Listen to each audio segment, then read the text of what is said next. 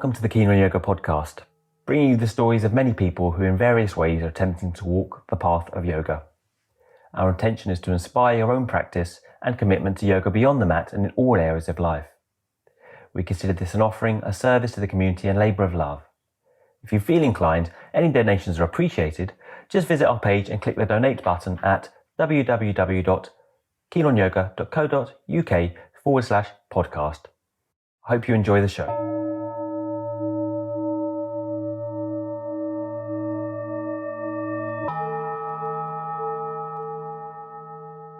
Harmony Slater has practiced yoga on a daily basis for over 20 years. She first visited Mysore in 2004, and having finished her study with Pattabhi Jois and Shiraji, moved on directly to commence studying with Pranayama with O.P Tiwariji, then the head of the Kaivalydam Institute of Lonavala, South India.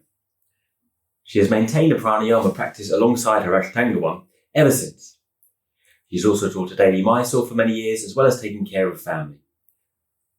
To this end, I've always found her extremely relatable and practical in this sense, as well as extremely knowledgeable in this field, pranayama as well as ashtanga. She's making pranayama once again more appropriate, accessible for the householder, perhaps more than Pattabhi Jois's one of long holds and kabakas, and bringing it back to a scientific bent, that in regulating and calming the sympathetic nervous system, which I think we can safely say suffering more stress and anxiety than ever we really need. Harmony is teaching a course entitled Ancient Breathing starting shortly, as well as a spring cleanse workshop for Keen on Yoga. So, welcome to the Keen on Yoga podcast. Again, for the first person who's come back for a second instalment, Harmony, welcome. Hi, Adam. Thanks for having me. It's so nice to chat with you. You're the first guest, and so the first guest back for a second time. I think we've done over 50 since you were first on. Wow, that's amazing. And I'm no better at it than I was at the start. Probably worse. So this time, Harmony's come on to talk about pranayama, and she's actually doing a course which I mentioned in the write-up. And so we wanted to talk more about the benefits of pranayama. I think particularly in the lockdown, people are getting very much into focusing, I think, more and more on the pranayama, actually. I'm finding it's coming up more and more in what people are telling me they want and what they're practicing. So let's just go from step one, Harmony, from the basics. Why bother doing pranayama in the first place? That's a great question. It's really there's no doubt about that. We're doing 3 hours asana practice or an hour and a half, and why do we need to be doing pranayama as well as all that asana practice? Is the asana practice the kind of point? Is that not enough? In a way, if you're doing a very slow asana practice with a lot of awareness to breath and breathing, I think it does have similar benefits to a pranayama practice. But I think more often than not, we tend to kind of rush through the asana practice, especially if you're doing a full series, a full sequence. You feel like, oh, I got to get this done. This is 2 hours of my time or an hour and a half of my time. It feels, it can almost actually do the opposite than what we want it to do, right? It can kind of stress us out more, or we practice in a way rather than starting to trigger our parasympathetic nervous system, which will help us to relax and de-stress. We end up practicing in a way where we're actually just reinforcing those negative patterns of the sympathetic nervous system. We feel then almost more stressed out rather than less stressed out afterwards. And then, we don't rest for long enough. We think, oh, I got to go. I got to get on with my day.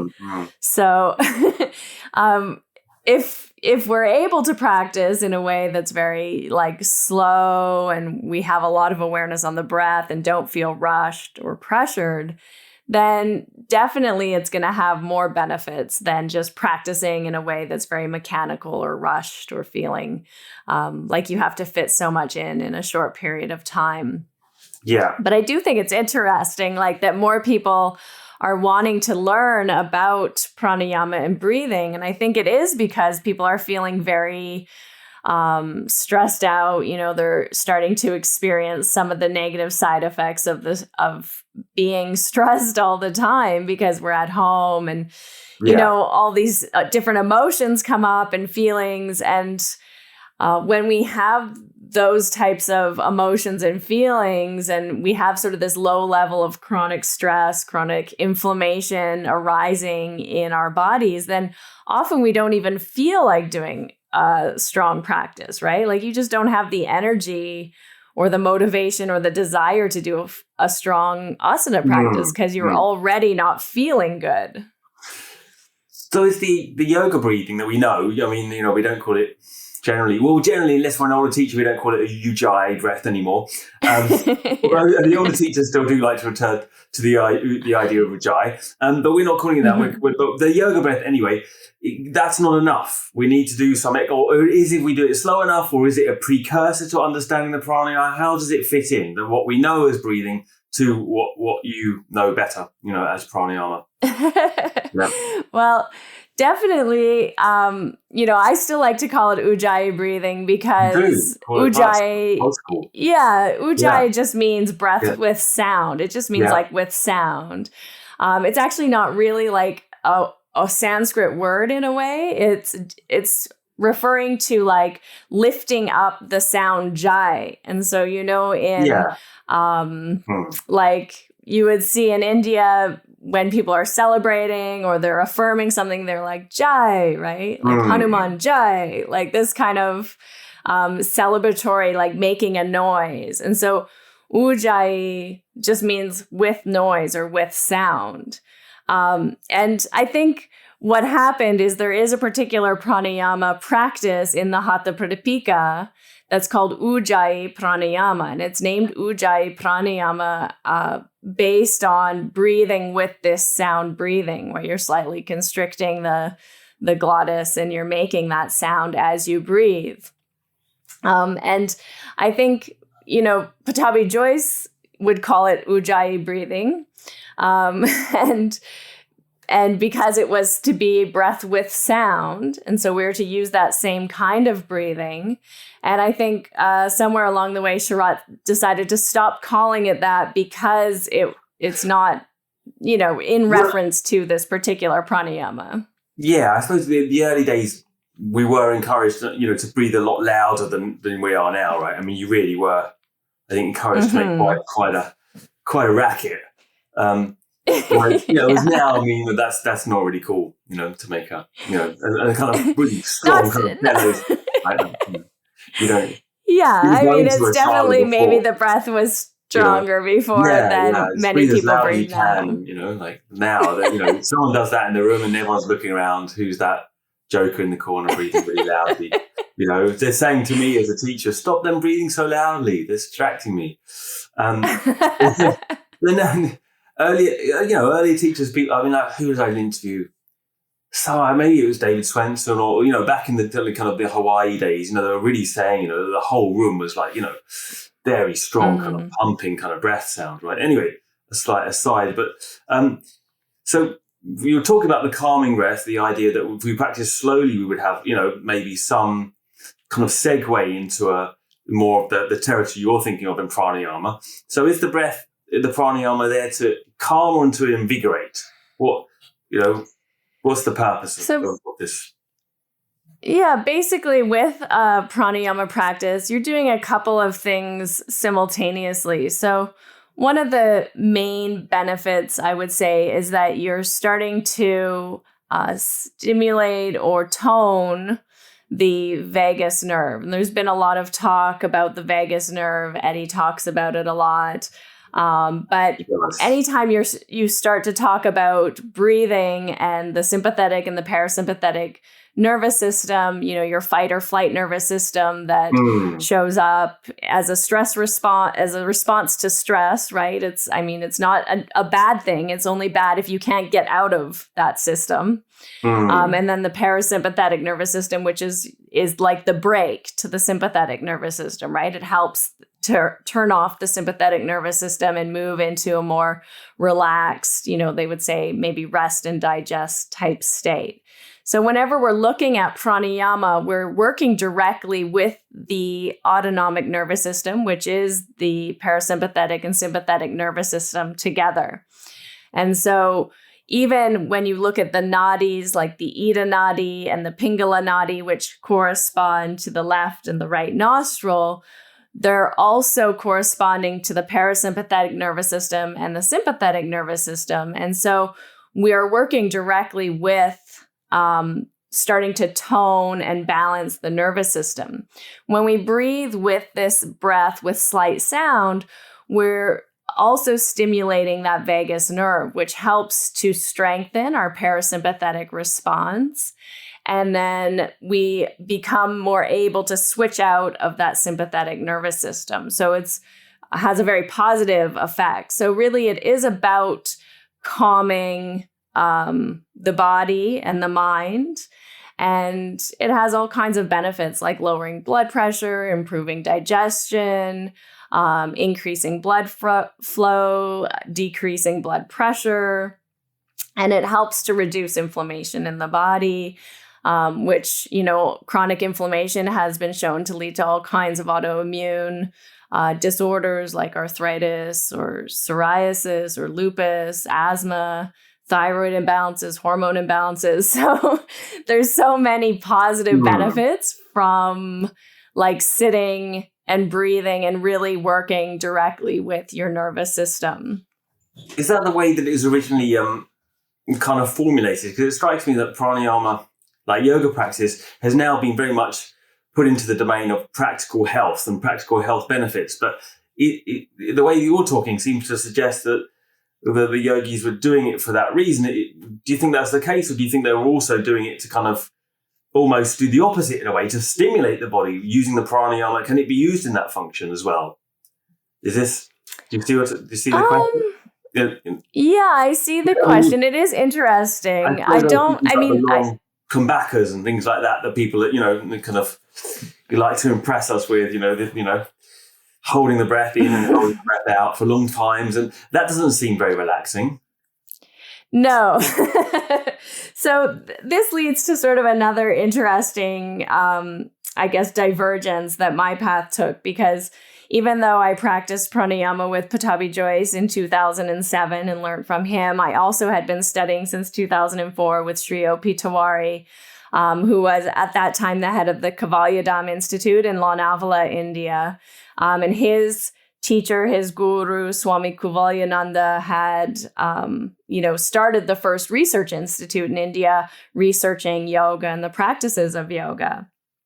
And so from learning from the Kaivalydam lineage with Sri O.P Tiwariji, he always would press upon that you should never feel stressed out doing the pranayama practices. You shouldn't be turning on your sympathetic nervous system. It shouldn't be creating any irritation or aggravation or,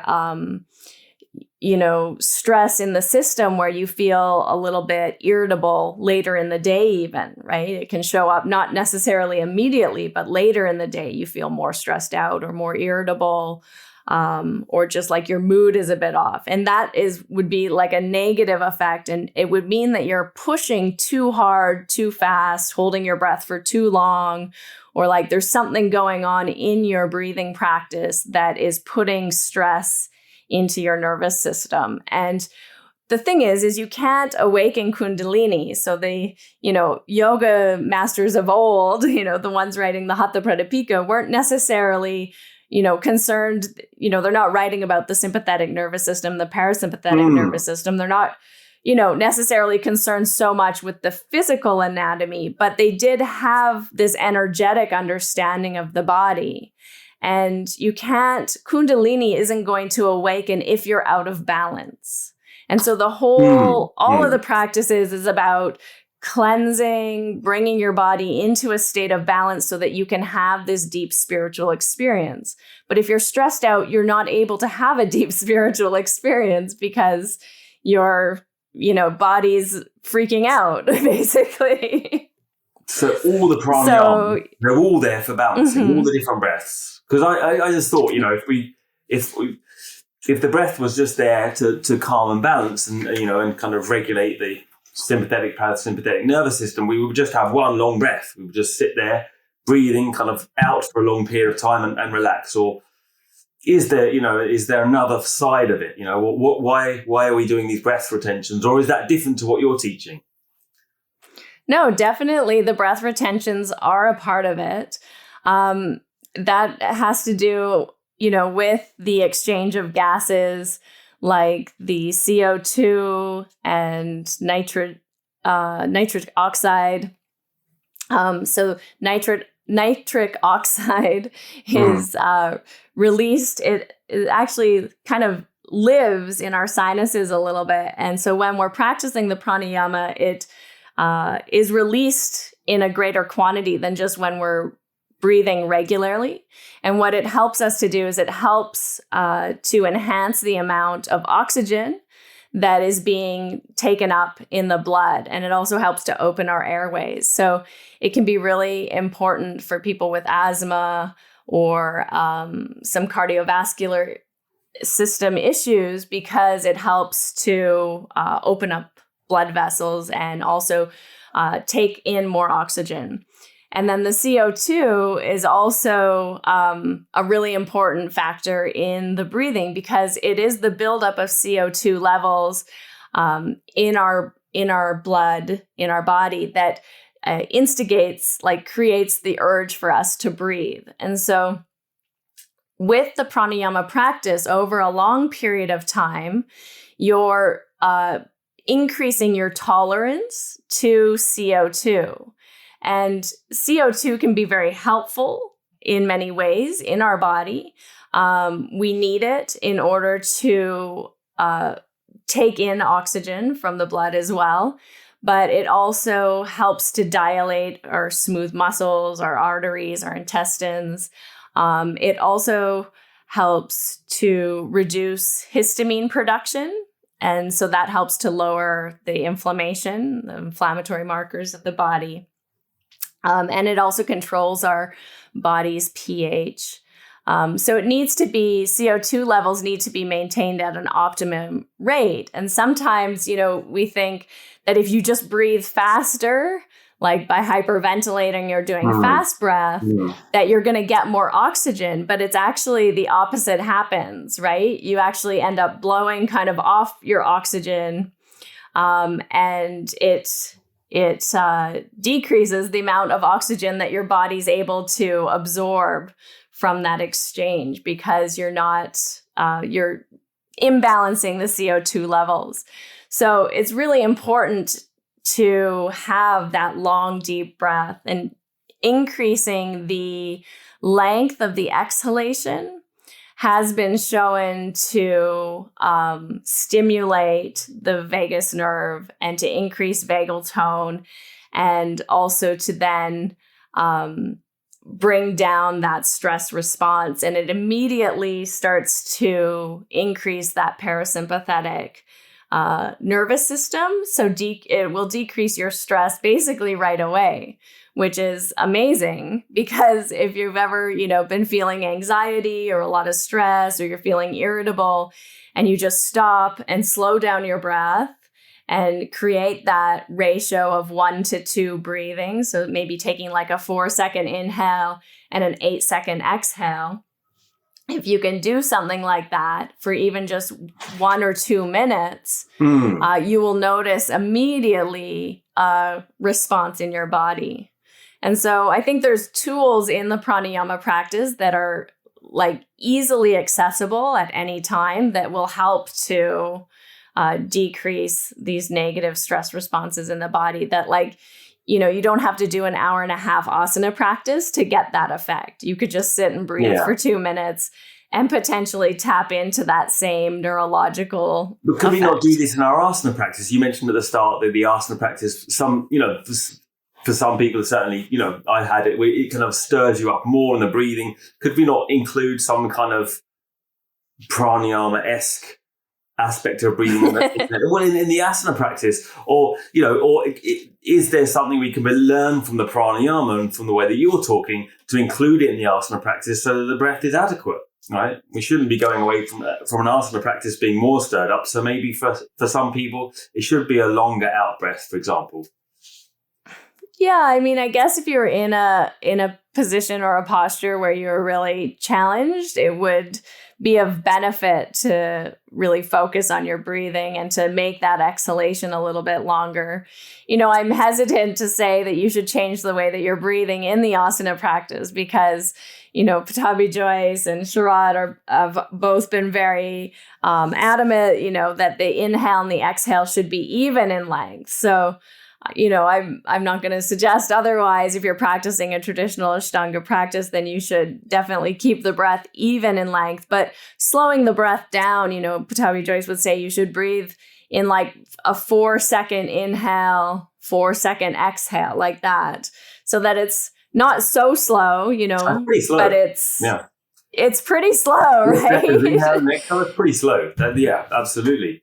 Huh. I mean, and not that he would always follow his own advice, because he definitely was known for teaching full primary in 50 minutes, which is like maybe a 2-second inhale or exhale. Yeah. Which definitely wasn't relaxing in any way. No, not really. You needed to go home and take a 2-hour nap after that. So what are the differences of the way that, because you were actually, I did practice with Pattabhi Jois, but I wasn't privy to the pranayama as you were, which is an amazing experience you must have had. How are the differences between the way that you got taught with Pattabhi Jois and the latest teachings you had at Kaivalydam with Tiwariji? Yeah. So that's another interesting difference, because Pattabhi Jois really, he didn't teach pranayama until students were in advanced series. And so in the Ashtanga tradition, we tend to have this, I guess, preconceived idea or misconception maybe that, pranayama is dangerous to practice unless you're an advanced asana practitioner. And the way that Pattabhi Jois would teach pranayama is he would go immediately into very long breath retentions, inhales and exhale retentions right away. So it wasn't relaxing, I wouldn't say. It was quite stressful for the nervous system, especially if you weren't ready to be holding your breath for that length of time. Why was he doing that? It seems then to suggest again that this idea of pranayama is something other than relaxing, as something to stir up Kundalini was there in his mind. Yeah, I mean, I really don't know what his approach to pranayama, why he took that approach to pranayama. I never, got into a conversation with him about that. But, definitely there's benefit in having those long breath retentions. However, there's more benefit if you build up gradually to those breath retentions and don't stress your nervous system out, because, things can go off when you're putting direct stress on your nervous system. And so that's where there's all these precautions about doing pranayama, right? Like, you don't want your hair to turn gray or don't do pranayama at all, even, right? I think people are really, but it's. I think the myth has been busted really now, and also because I think people like you are talking about it in more pragmatic terms, that in more kind of taking it towards the scientific realm as well, where it's not this mythological thing that can kind of send you crazy, and it's approached in maybe more of a sensible way. I mean, that's the thing. If you do too much too soon, it could potentially, maybe not make you crazy, but you could develop some issues, right? You could develop like a tremor.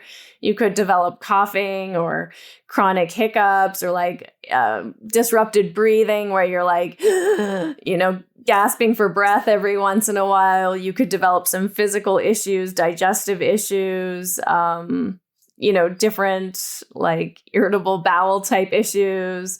So there's things that can happen because you are working with your nervous system, right? So you do want to go really gradually, really slowly, and therapeutically, because the whole point of practicing pranayama in my mind is that you are having a very deep experience of yoga, but it needs to be done in a way that is calming and centering and grounding for your central nervous system, for your autonomic nervous system, so that your body stays in balance and you stay healthy. If you throw yourself out of balance, then you have to take so much time trying to bring yourself back into balance. And, that's kind of a side route. And if you keep taking side routes, then you never get to where you want to go. And you studied with Sri O.P Tiwariji for a number of years as well. I think quite a few years, right? And what would you say is the essence of what you learned with him? How did he teach? And what did you come away with after studying for so long with him? Yeah, so he really taught in a very gradual way. So students would just start with inhaling and exhaling for double. Inhale, exhale for double. And that's like a really easy, simple way if, you're looking for just like a first initial exercise to start breathing or start a pranayama or breathwork practice. Yeah, so if you could inhale for 3 seconds and exhale for 6 seconds, or inhale for 4 seconds and exhale for 8 seconds. Preempted a further question there. Yeah, okay. So the basic, a basic pranayama, if we just take a side kind of divergence, would be that as a kind of gateway. Lengthen the exhale breath. Exactly. And, if you're able to breathe in for 4 seconds and breathe out for 8 seconds, in 5 minutes, you can do 25 breaths. Or if you do 10 breaths, I think that's 5 breaths is 1 minute, basically. And which decreases your breathing rate from normal quite significantly. That's going to take ages. What happens if you've only got what happens if you only got 10 minutes? What do you do then? Like if you only got 10 minutes a day and you want to start pranayama, what would be the practice? Yeah, in 2 minutes you could do 10 breaths, inhaling for 4 seconds and exhaling for 8 seconds. That would take 2 minutes and you would immediately feel benefits from that. What happens if you don't feel anxious, but you feel a bit sluggish or depressed even? Would you do the opposite? Or what other thing could you do then? Well, again, in the Hatha Pradipika, there's all different types of, there's 8 main types of pranayama practices, and each of these different types of pranayama practices have slightly different effects on the body, depending on whether you're stimulating the Ida Nadi or the Pingala Nadi. So, you can increase your sympathetic response a little bit by stimulating the Pingala Nadi more than the Ida Nadi. So it will increase heat in the body. It will also decrease the negative effects of Vata. So maybe anxiety, say, or excess dryness or brittleness in the body. And there's cooling pranayamas. So the Shitali or the Sitkari, many people are familiar with these, inhaling through the lips and then exhaling through the nose. So you're inhaling through your mouth and exhaling through your nose. And they're immediately effective for bringing down, excess heat or acidity in the body as well. So each of the different types of pranayama practices have specific effects, but in general, all of them, will be helpful to you. But if you are having a particular, negative symptom or something coming up, then some will be more effective than others. Do you need to adamantly learn them with a teacher, or can you do a bit on your own? I think, if you're just doing something very simple, like inhale and exhaling for double, you could probably just do that on your own. It's not, it's not very difficult or complicated. It's just learning to lengthen your exhalation. But I think if you really wanted to develop a pranayama practice, it's absolutely something that you need a teacher for. I don't think it's very productive to just read books or listen to audio cassettes or watch videos or read articles. I think it's something you really need to have that interpersonal relationship with someone. Without sounding like a heathen, like when you talk about deepen, where do you go after relaxation? Like, how do you know you're doing it right, or that you are progressing with it? Or what do you see as a sign of progress? Yeah, I mean, over months or years, depending on how long it takes, but definitely you'll notice because right now our brains are trained to have a certain breath capacity, right? So when you first start paying attention to your breath, you might only be able to breathe in, say, for 3 seconds and exhale for 6 seconds. But after a month, if you're doing that consistently, you're able to all of a sudden breathe in for 4 seconds and out for 8 seconds. So you're going to increase your breath capacity over the months and years. And then also you're going to increase your ability to retain the breath as well, to hold the CO2 in the lungs over the months and the years. But it's important to start gradually. So you're not going to try and inhale past your capacity and then hold the breath for a long time and then exhale and come out like gasping or, like completely losing it, because there's no benefit to that. But if it's done in a very systematic, scientific way, then it's measurable, right? You can see your growth happening, because where before holding the breath for, say, 4 seconds was really challenging, maybe after several months, holding the breath for 8 seconds feels quite natural. So you can notice these incremental changes, but also I feel that, when you practice consistently the breathing practices, it really helps to tone the vagus nerve. So you increase your vagal tone, which means you can switch more easily between the sympathetic and the parasympathetic nervous system. So you don't get stuck in that place of being chronically stressed as much, right? So you're able to come out of that more readily, more easily.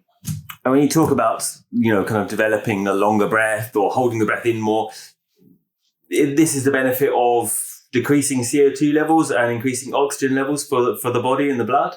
Is that right? Well, yeah, it does both, actually. So, you're able to hold the CO2 levels for longer, which have actually quite a calming effect on your mind. But it also, with that, it allows your body to absorb more oxygen out of the blood. So therefore, you're taking up more oxygen from each breath. So there's a whole bunch going on with the gas exchange when you're holding your breath. But if you don't have that capacity to hold the CO2 in the lungs, then it forces you to breathe out, right? So you're not going to be able to hold your breath for a long period of time.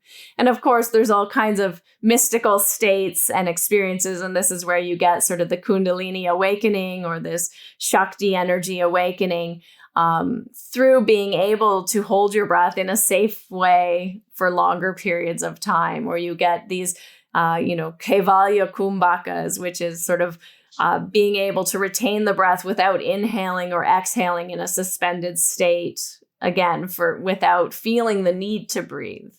And so this is what the yoga texts talk about. I think if you do that for like 10 minutes, you're enlightened or something like that.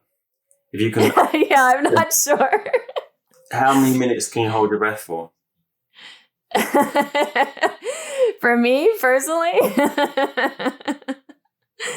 that's the thing, there's not really like a very ego gratifying situation with pranayama. Nobody really likes to look at it on Instagram. I'd be pretty impressed with that. If you did, yeah. I don't think it would fit in a reel, really, because I think you've only got 30 seconds in a reel. But maybe if you did a longer video and you just held your breath, that would be impressive. I would watch that. Any pointers for how to start? I mean, where to put the breath, where to aim the breath, how to feel the breath, the quality of breath? Any little tips for that kind of thing? Yeah, I think, breathing with that sound, like making a little bit more conscious effort to breathe with sound, but it shouldn't be harsh. It should be soothing. It shouldn't be like really intense. It should feel soothing to yourself while you're breathing. That's one of the really good ways to start to stimulate, the vocal cords, to stimulate that vagus nerve while you're breathing, and then lengthening the exhalation to be double the inhalation. And like I said, if you do that for 4-second inhale, 8-second exhale, at 10 breaths will take you 2 minutes. So that's very straightforward and simple and easy to do that. That deep, slow breathing, using the diaphragm to really breathe. So feeling the expansion of the rib cage in all 3 directions, that 3-dimensional breathing into the back, the lungs, the sides, the fronts, the tops. And then also even connecting to the bandhas. So that's the other benefit, I think, that is sort of a side benefit of the pranayama practice, is you really start to develop awareness of mula bandha and this, lifting and squeezing of the pelvic floor, the anal sphincter, this contraction of the pelvic floor muscles. And the interesting thing is the vagus nerve terminates at the pelvic floor. And so again, it's another switch, the mula bandha, for stimulating and increasing vagal tone. So it helps to create that parasympathetic response. So with the breath, trying to, connect to the bandha at the bottom of the exhale, you can kind of squeeze the anus or squeeze the pelvic floor, and then try to hold and maintain that connection while you're breathing in. And then you don't have to try so hard when you're exhaling, because it starts to happen actually automatically at the bottom of the exhalation. So you need to use the bandhas for the breathing practices. I would say yes, you should definitely focus on bandhas, having that. And I think that's why Pattabhi Jois really didn't teach pranayama until students were, well acquainted with the bandhas. And you don't get so much into advanced series unless you've done a lot of work with the bandhas in primary series and second series, especially practicing in Mysore, India. There's no workarounds. Is the pranayama practice, or the practices that you're teaching, are they different to just breathing practices? Because you see a lot of people talking about teaching breathing now, and then there's pranayama. Mm-hmm. Are the two things different? Or classical pranayamas and then, breathing for health, or, or is that one a diluted version of the pranayamas up here somewhere? Or are there some kind of westernized versions of breathing that are different to the pranayamas? Yeah, that's a very good question also. I think that, I obviously don't know all of the the breathing or breathwork practices that are out there. But from what I've seen, there's for sure some overlap. So some practices I think would be considered a traditional pranayama practice. And then there are some differences also. Where the breathwork practice is, not really, from a traditional yogic lineage. It's something that's maybe a little bit new, a little bit modern, maybe Western. I'm not sure. So, I get lots of questions about like Wim Hof breathing and things like that. Yeah. That's quite different from like traditional yogic breathing. Well, pushing the stomach out to breathe, right? Which we're not really taught. And I remember teaching opera singers, and they were really adamant that you ought to breathe from your stomach and push the stomach out, and to have real battles with them that you haven't got lungs in your stomach, so you're breathing. They're in your back. I think the point is that I think all the methods probably meet in the middle, or the framing of them is different language, and it can be confusing when you're talking in different languages. Definitely. And that's also one of the reasons why I think it's so important to find a teacher and practice with a teacher, because There are differences in the teachings, like even the way Pattabhi Jois taught pranayama and the practices that he taught were quite different from the teachings that I was learning with Sri O.P Tiwariji in the Kaivalydam lineage. And you don't really want to mix methods. So I think when you start mixing methods, especially with pranayama, you can get a little bit mixed up and confused. So you should kind of stick with one lineage, one tradition, and not just like make your own smoothie out of all the different types of practices. Because then, you know, they do have different effects on the body and on the mind. So, and the other question is always asked is, which is seems like is in my mind slightly trifling question really, but people are very concerned about whether to practice pranayama before practice or after practice. That's the number one question I get asked. What's your thoughts on this? You're right. That is one of the number one questions, I think. Oh, yes. Yeah, you know, I mean, the main thing when if you're doing especially like a traditional pranayama practice, you know, that's maybe a little bit more than just inhaling and exhaling for double, which you can do at any point during the day, that very simple breathing exercise. But if you're doing something with retentions, where you're holding the breath, you're doing a little bit more involved pranayama exercise, you know, it's similar to the asana practice in that you definitely don't want to have a full stomach. So you want your stomach to be empty. So if you've had a meal, you need to wait about 4 hours so that you've digested the food. Because the process of digestion, when you're digesting food, you want the blood flow to be there and the digestive process not to be interrupted by holding the breath or, you know, diverting the energy or the blood to other places in the body. So yeah, you just don't want to interfere with your digestion. And also it's going to limit your ability to hold the breath if your stomach's full, right? So the main thing is that the stomach's empty. But for me, I enjoyed doing the pranayama practice first thing in the morning because I find that's when I'm the clearest and I have the most energy. And usually when I finish doing asana practice, I'm sort of like over it and just want to like move on with my life and my day. But it really doesn't matter, to be honest, whether you do it before or after. The thing is trying to find a time that works for you and feels natural and comfortable. Some people like doing the asana first because they feel like it opens up their body. It opens up, you know, their nadis, maybe these energy channels more so that they can then sit and move the energy. But you can do the same thing through the pranayama. And then all of a sudden, when you go into your asana practice, if you're doing it after the pranayama practice, you have a really intense awareness of breath and bandhas, and your asana practice feels much more deeper. So we know that both have benefits. A lot of people in Mysore, we know, likes to do it after the practice for an hour in the changing room. Yeah. when other people are trying to get in, they would be doing the pranayama. Yes.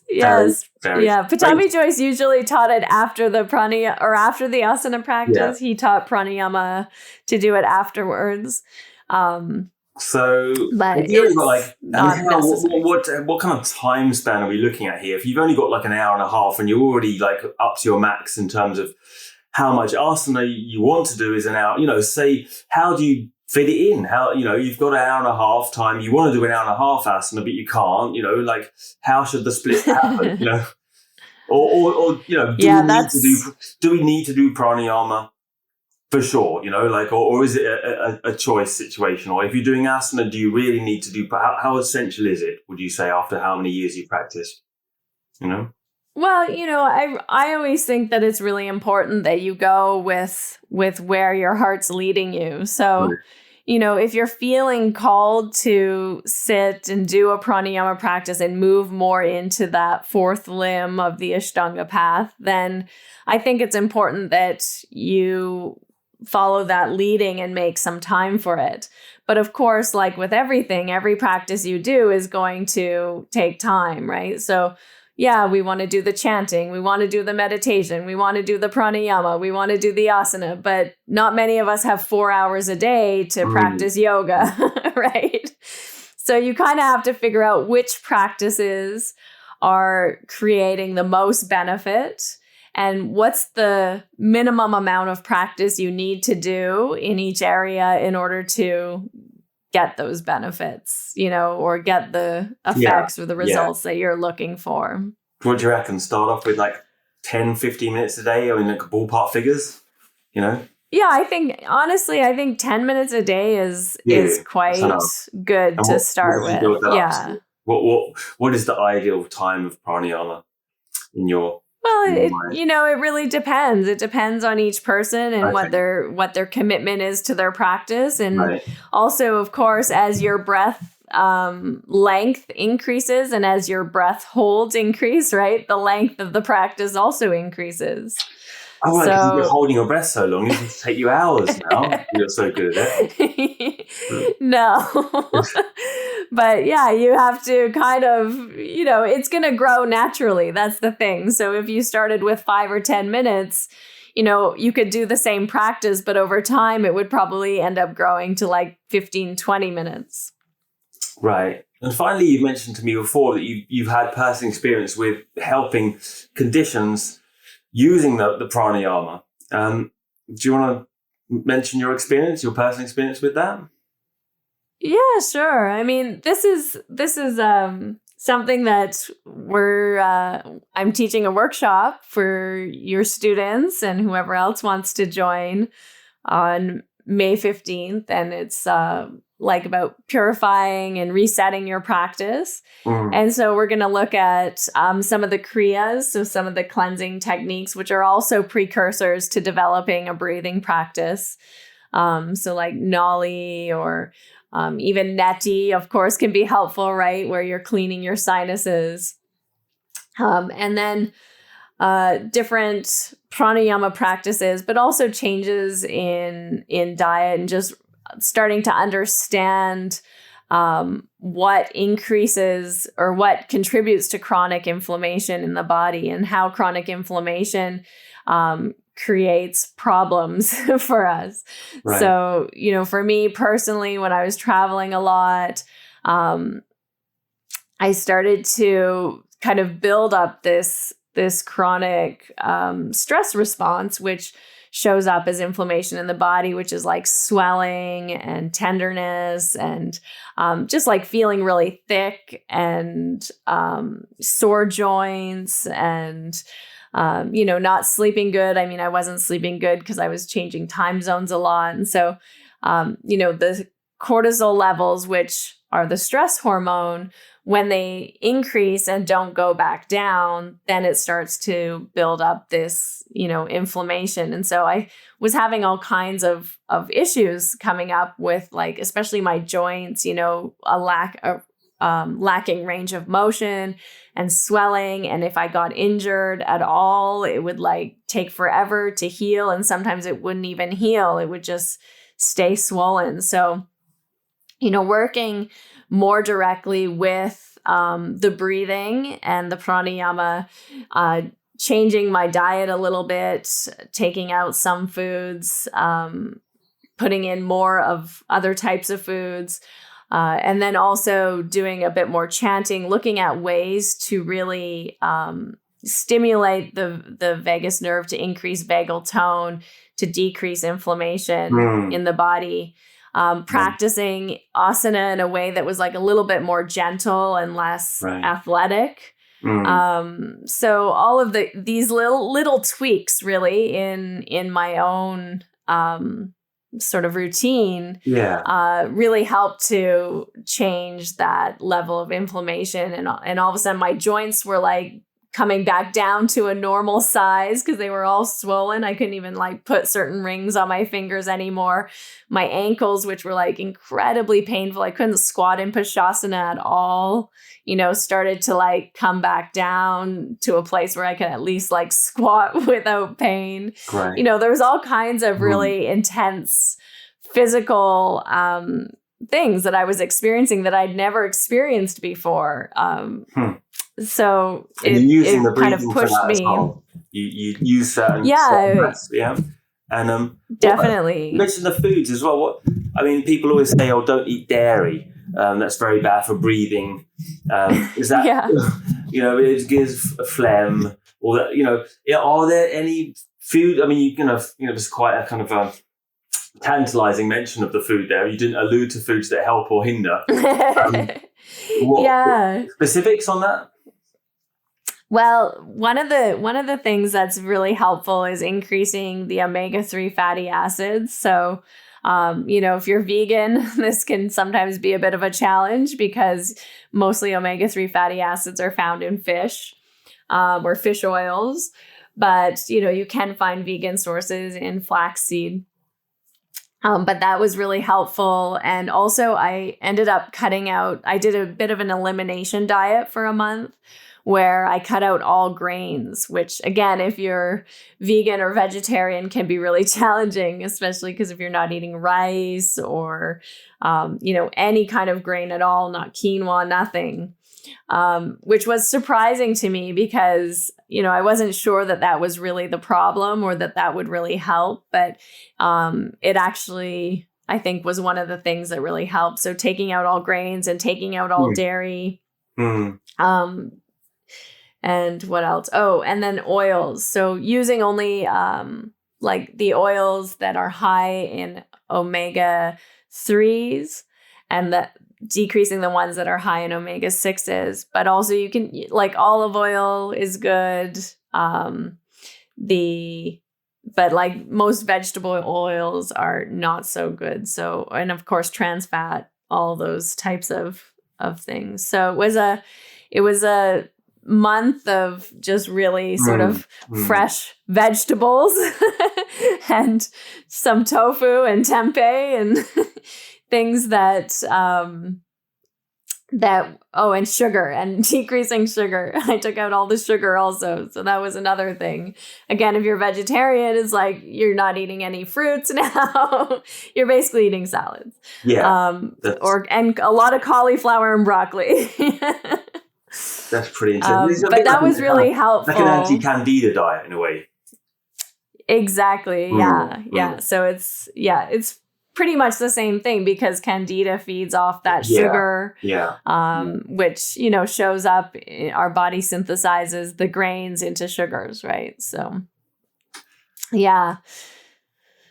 So that was the way that I changed my diet, and then you can slowly add things back in and your body doesn't react. You can kind of see what's causing certain reactions or not. And also I think we just get to a place when we're really stressed, when our body's overly stressed or the inflammation's sort of chronic, that every little thing just flares up a reaction. We become hypersensitive to everything. And so you kind of have to get rid of the inflammation first in the body before you can then go back to, sort of a normal type diet or eating, again, things that you would normally eat without it causing a reaction.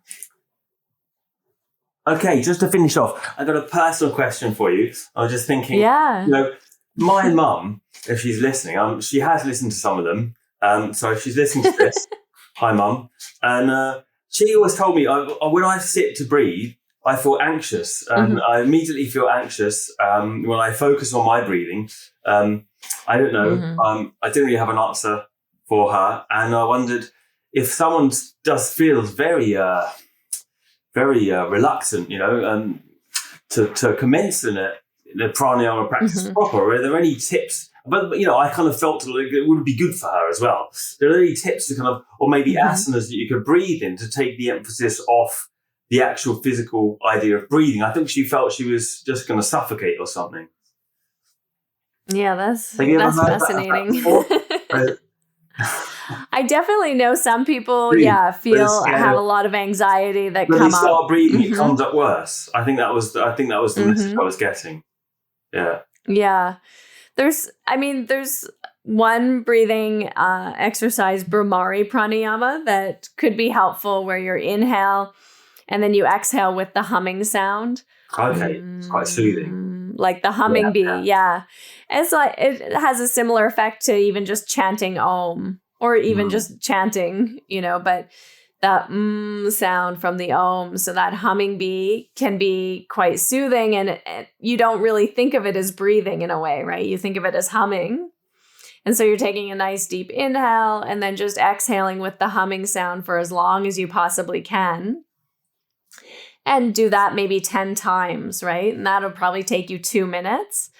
But that can help to sort of calm that anxiety. And it's, again, quite soothing. And you're also stimulating with the humming sound. It's a direct stimulation of that vagus nerve because it goes through the larynx and the vocal cords there. And so you're, again, going to start to increase the parasympathetic nervous system response, which will immediately start to decrease the anxiety. So it's a little bit more of a stronger method because of the humming sound. Right. It really taps into that vagal tone, or to toning the vagus nerve.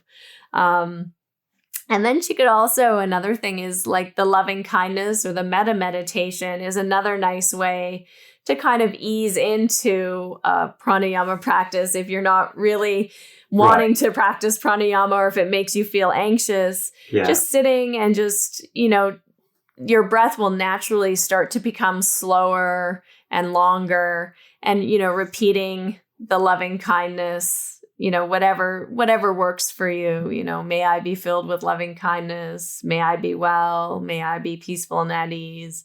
May I be happy and free, or whatever words you want to use. And then offering that to, other people around you, or a group or a community. So all of those, that kind of loving kindness meditation, acting with compassion, has also been shown to help us switch out of that sympathetic response, right? That fight or flight response, and move into a more restful place of ease inside our nervous system. Okay. Mum, if you're listening, let us know how it goes. And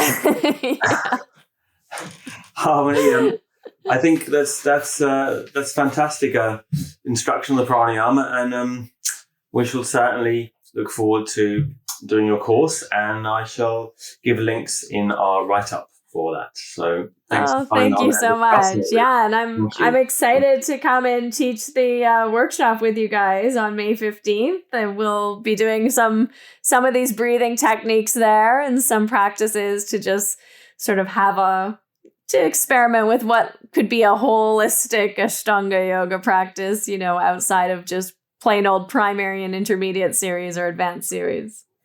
All right. Okay. Well, thanks for coming on again. Been a pleasure. Thank you so much for having me. It was a real pleasure. Bye. Okay, bye.